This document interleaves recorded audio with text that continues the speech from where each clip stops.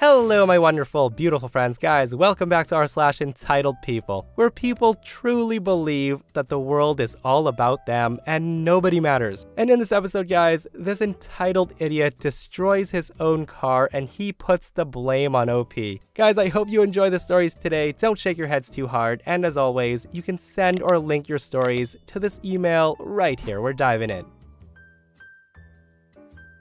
Okay, so I've been a pizza delivery driver for several years, and a few months ago, it was the first time that I legitimately felt ashamed of doing what I do. Now, this story might not seem like a huge deal to some people, and I may be overreacting, but I can't shake this feeling of humiliation from this entitled family. Ever since I was a kid, I've always been pretty shy. Even among my close friends, I'm somewhat quiet, and I'm absolutely terrible of speaking in front of large crowds. I remember in high school having nightmares for weeks about having to do upcoming presentations, and I would be dreading doing it every day until the day of. Not only that, but I'm a terrible singer and I know it. I don't even feel comfortable singing in front of friends and family, which brings me to the actual story. So on this day a few months ago, I had a pizza delivery with a note written in the special instructions section that said, "Must sing a Christmas carol for a tip." Now, I didn't really take that all seriously and figured they were just joking.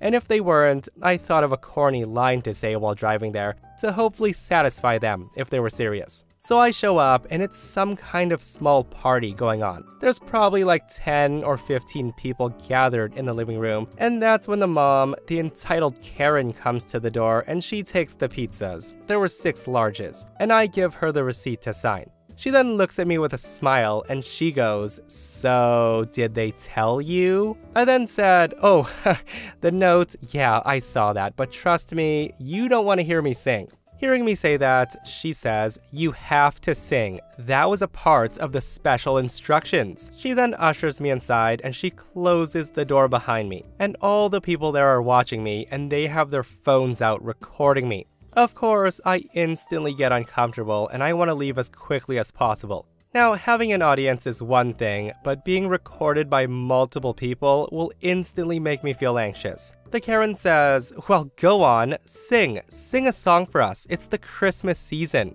I respond, "No, really, I'm a terrible singer. I'm sure it'll ruin your Christmas, not make it better." Now, I do want to note that at this point, Christmas was still several weeks away. I had no idea why they wanted a Christmas carol so bad. The Karen then goes on and says, "Oh, come on, I'll make it worth your while." She said that as she waved a $5 bill in front of me. I continued to insist that I was a terrible singer and I'm not comfortable with it, but she kept pushing. Eventually, I decided to try my corny line, and I hoped it would satisfy them. So I just say, "Okay, how about rub-a-dub-dub, I brought you some grub." Which was corny as heck, and holy hell so cringy to say. It made me feel even more uncomfortable. Obviously, no one laughed, and the Karen goes on and says, No, the instructions specifically states it has to be a Christmas carol, so do your job."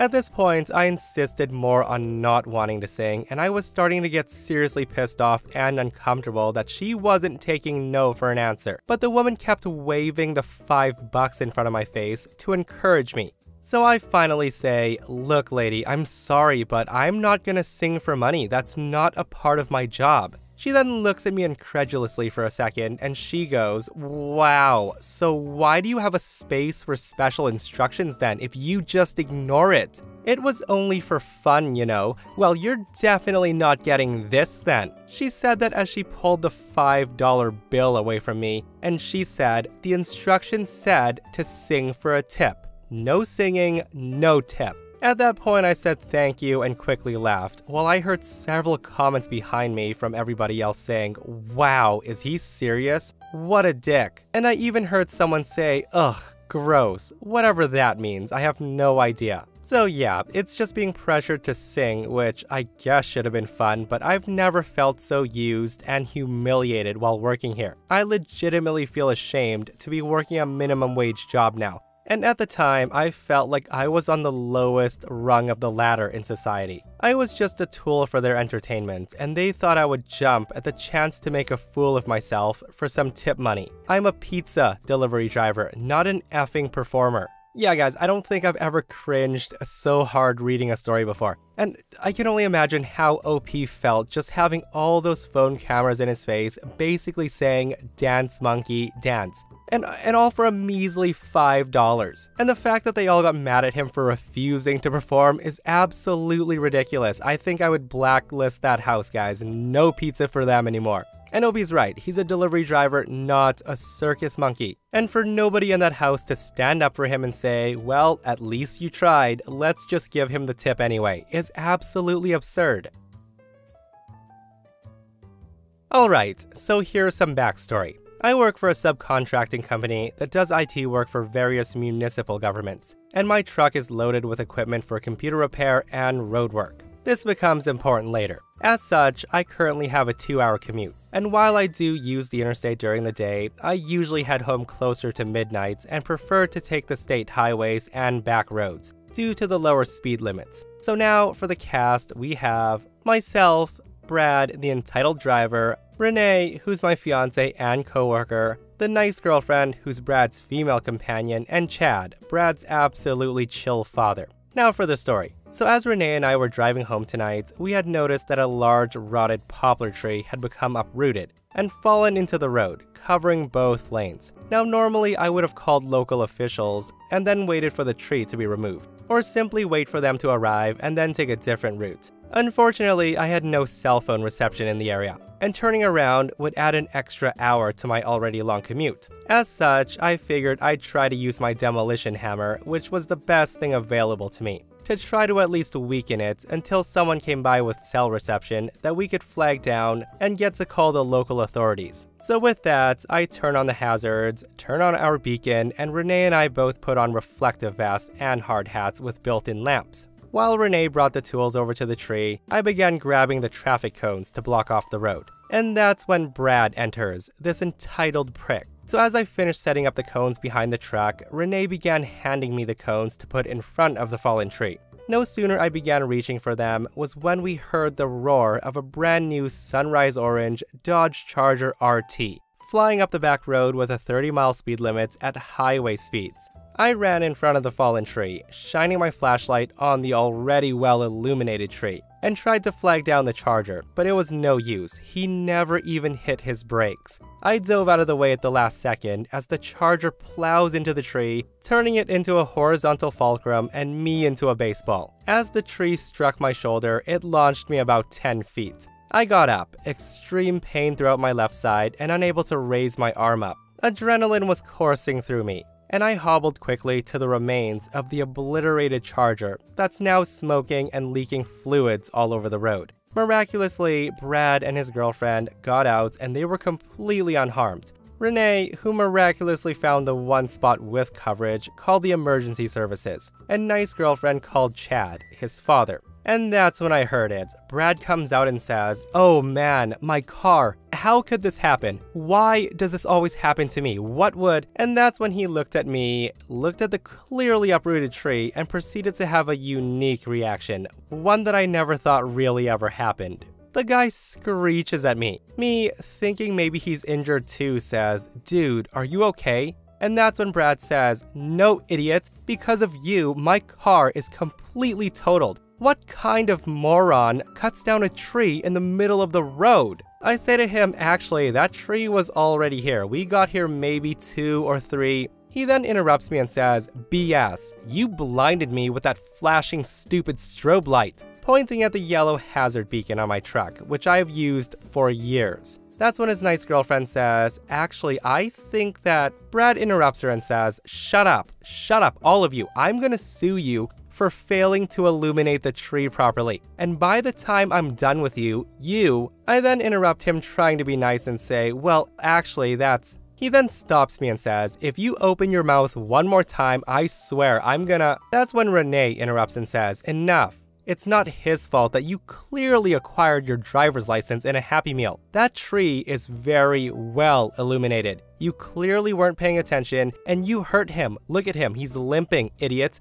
You're the one who ought to be apologizing for that stunt you pulled and the mess you made." After Renee spoke, there was silence, deathly unnerving silence, as Brad stood slack-jawed, making strange noises. Suddenly, Brad goes on an absolute rampage, kicking and throwing my cones, tools, and various other items from around my truck into the forest and off the road's 15-foot embankment. Now, I wish I could tell you more, but it was about that time the guy's dad arrived along with first responders. We give statements, and I spent the rest of the time being checked out by EMS. So yeah, hopefully the idiot was also given a ticket for reckless driving and speeding, guys. And seriously, for him to blame OP for destroying his car when it was clearly his fault 100%, yeah, entitled people never want to take responsibilities, do they? It's always someone else. Alright, so I'll start off by saying that my ex is vindictive as hell, not to mention entitled. We've been fully divorced since about right before the pandemic started. We sold the house we shared, and I didn't have to pay her alimony because she cheated and we're in at-fault state. It was messy since D-Day, all the stereotypes. First, the sobbing, and then the trickle truths saying, I love you, it was just one time, and then it became, okay, it was 2 years. And then came the gaslighting, followed by, I am going to take you for everything, before packing her things and walking out. Now, I feel like I never really knew the woman my ex was in all the time we were together. We were married 5 years and together for 7. And in the 2 of those 5 married years, she had affairs with 3 other men. The final one being a foreign businessman of some sort, from what I could find out. She got pregnant by the last guy. And no, I didn't sign the birth certificate because I found out about the affairs before the baby was born. My ex tried to go full scorched earth on me, but since we live in and were married in an at-fault state, she lost. We didn't pay equally into the house and the equity was divided 70-30. So I got a pretty good cash payout when I sold the marital home. I then put a down payment on a different house closer to my job. Now it is a bit of a downgrade, but it suits a single guy in his 30s like me just fine. My ex did show up to my house once, but I refused to let her in. She then bitched at me that I'd financially ruined her in the divorce. I said that she was fully willing to do that to me first, and she had the audacity to say that it should have been my life effed over, not hers. At that I laughed so hard, and I said it was karma. She then yelled that she would sue me for what's rightfully hers. I said if she was gonna sue me, then go ahead and sue me. It would end up in the same way in court because she has nothing but a false sob story. She was the cheater, not me. She then said that she would tell everyone she could that I abused her. I then said I'd sue her for defamation if she did. And I was recording the interaction and I had those words saved on my phone. She then went wide-eyed and her jaw dropped, the look people are calling the surprised Pikachu face. I then asked why she was there because she had a new man in her life that knocked her up. She then just huffed at me saying that he's not around much and she's stuck in that tiny apartment living off his child support until he comes back. Now it was very immature of me, I know, but I did the bit of playing the world's smallest violin. She then yelled at me to go F myself. And I yelled back that I would sooner do that than her anytime. She then raged at me, got into her car to leave, and I haven't seen her since. Which brings me to this part. So there's an HOA in my neighborhood, but I wasn't legally obligated to join it because the last owner of my house was not a member. I made sure of that through a real estate lawyer as well. The HOA had no grounds to force me to join and they were not happy about it. The HOA president would show up with forms every week for the first month, demanding I sign them. And then she threatened to take me to court, to which I had to get a cease and desist sent to her from my lawyer to make her stop that. She then started harassing me by looking for any infractions that she possibly could to report to the city.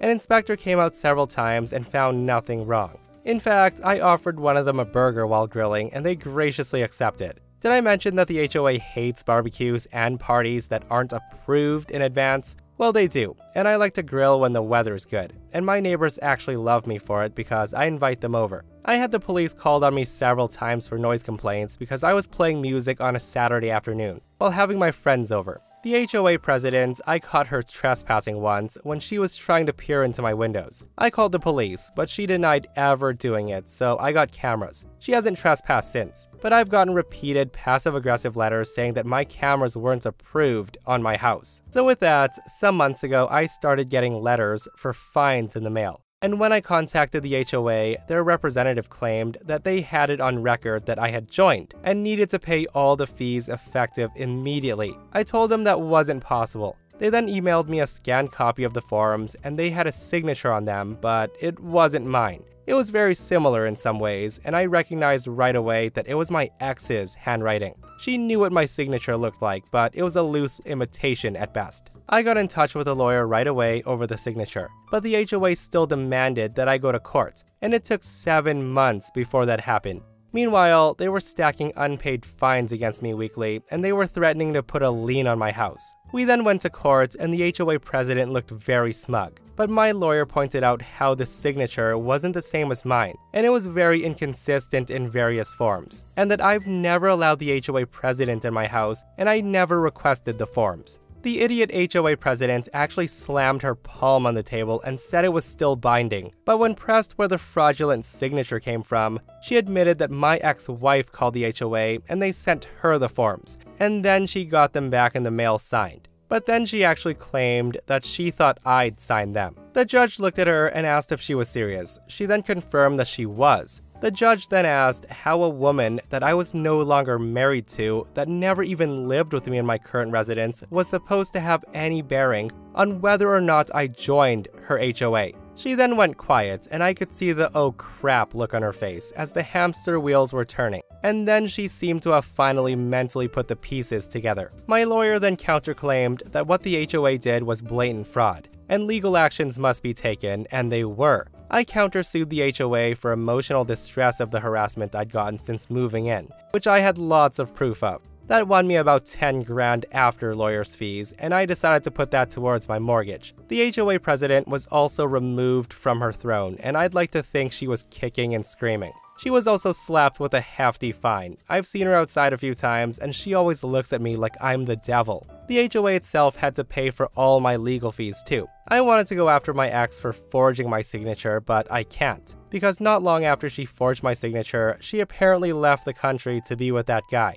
She's apparently somewhere in Europe, so I can't do anything against her unless she ever returns to the US, so that's a wash. I'm not getting letters from the HOA anymore though, and the new president has promised to keep things completely cordial from now on. I still don't feel like I got much of a win in this though. Other than the $10,000 payouts, it felt like a huge waste of time.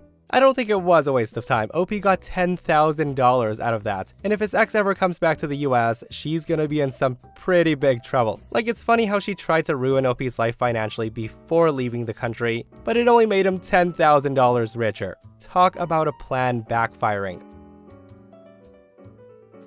Okay, so I won't go into too much detail about my next door neighbors, but for the most part, they aren't too bad. It's just this one guy, and at first, I kind of tolerated him until he decided to be too nosy with my mom. Long story short, the guy hit on my mom pretty frequently until she gave him a verbal beatdown in front of his cousin and his second cousin. Anyways, this happened a few days ago. I was out mowing my lawn, having my headphones on and listening to my music, when the guy pulls up in his old, run-down, loud-as-hell pickup truck that's so rusted that you could probably see the street from the floor. So the guy gets out, and I was just about done with the lawn, when he looks at me and walks over to me. I stop the mower and pull off my headphones, and I'm pretty confused. We usually stay pretty silent to one another, mainly because I don't like him, and I don't want to start anything. But the guy walks up to me with the fakest smile and says, "Oh, hey, nice job on the grass, son." He then gives me an enthusiastic thumbs up.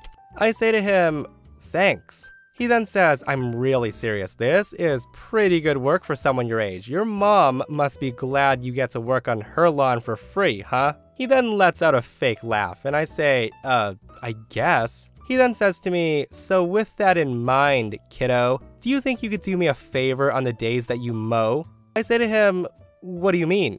At the same time thinking, yep, here it comes. He then says, "Well, I was wondering if you'd be nice enough to also mow our lawn on the days that you do your lawn, since both mine and yours are connected on this lot." At that I say, sure, I guess. How much do you want to pay me?" Hearing me ask that, he drops his fake smile that was very fake to begin with. The guy says, "Well, if you do this, you would be doing me a huge favor, not having to worry about grass all week." I tell him I realize that, but I'm not doing it for free. He then says, "Well, why not?" I tell him because 1, that's double the work for absolutely nothing.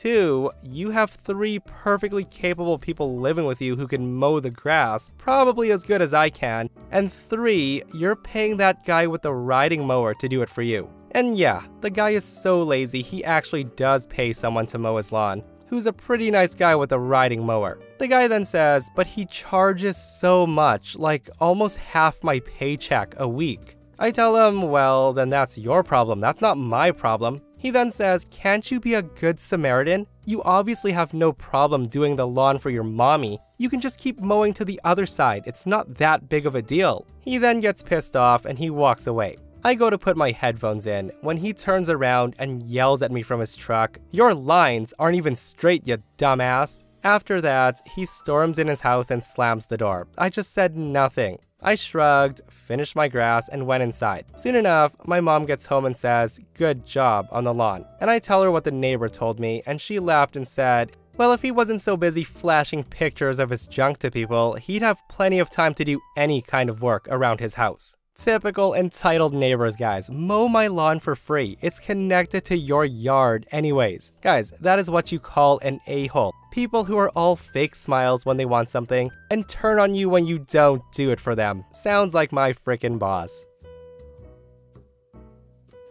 So my husband likes to invite his friends over for barbecue parties. And I do want to note that it's his friends. I'm not close with them. He prides himself on his barbecue skills. But the thing is, I always end up doing everything. He buys and preps the meat, he grills the meat, serves it, and collects praise for his barbecue skills. It's my job to buy the drinks, get out the dishes, clean up the patio, deck, backyard, or whatever it is to make the place look presentable. I also prepare the sides and veggies and refill the drinks and take away the dishes, as my husband doesn't like using paper plates or plastic cups since it's wasteful. It's just non-stop work for me. So my husband told me last week, the day before the barbecue, that he invited his friends for Saturday. He just announced it. The guy didn't ask me. I said, well, okay, do I know anyone? And he says, nope, these are his coworkers, and they won't be bringing their spouses. My husband called it a guy's night. And with that I said, okay then, guy's night. Well, enjoy yourselves. I'll be in my craft room, working on some projects and drinking wine. My husband said that he'll handle it, and spoiler alert, he did not handle it. My husband got the meat, but he ignored any other preparation, and I was just sick and tired of being taken for granted that I didn't do anything. The patio was a mess. The upholstery for the garden furniture was all messy from our dogs, and the table wasn't wiped down, and there was stuff lying all around. When his friends arrived, I welcomed myself and then excused myself to my crafts room. I then put on some music and worked. Cue the messages non-stop. My husband starts asking for stuff like, where are the plates? Where are the cups? Why isn't the beer chilled? Where's the non-alcoholic beer? Why did you not buy it? Where are the sides? I then replied that he said he would handle it by himself. I then checked on the guys a few hours later, and it was a disaster. The table was cluttered, they ordered some takeout asides, there weren't enough dishes and silverware, and someone had to go drive out for drinks. On Sunday, today, my husband was all grumpy, and he actually told me that he's disappointed that I did not pull my weight last night and that I made our family look sloppy and bad. At that I told him that I'm not his little slave and that he's a big guy, and if he's embarrassed himself in front of his friends, that's all on him. He can't just sit there acting like I have to do everything when it's his party. He then got upset at me and went off for a run to let out some steam. Oh, and the patio is full of dishes. He didn't even clean the grill. I'm not touching anything. So am I the a-hole for not pulling my weight? Heck no, 1000% no, you're not the a-hole OP. Like, your husband invited his work friends to his barbecue, so clearly it's his responsibility. And the audacity of that guy to try to pin the blame on OP for his failed barbecue. If he wants to blame the one person that didn't pull their weight, the guy should take a good look in the mirror. I also want to say that I hope he learns from this, and maybe the next barbecue will be better, but I'm not sure. OP might be hooped when it comes to this. With that said though, the guy might be messy, but how the heck do you not know where things in your own house are, sir? Like, does your wife baby you that much? And I'm also upset at him for not chilling his own beer. Like, if he can't do a simple task such as throw the beer into the fridge when he gets home, oh boy, there's gonna be some trouble. It sounds to me like OP's married to a child, guys. But that's Entitled People for you. And that, my friends, brings us to the end of another Entitled People episode. Guys, I hope you enjoyed the stories today. If you did, hit that thumbs up. And if you're not subscribed, consider subscribing so you don't miss these crazy, crazy stories. And if you missed the last episode on the channel, it's an r/petty revenge, where OP's Karen wife leaves him in divorce and she tries to destroy his life. And OP has the last laugh. It's such a funny story, so go check it out if you haven't. And myself and Stevie Boy will see you guys in the next one. We love you.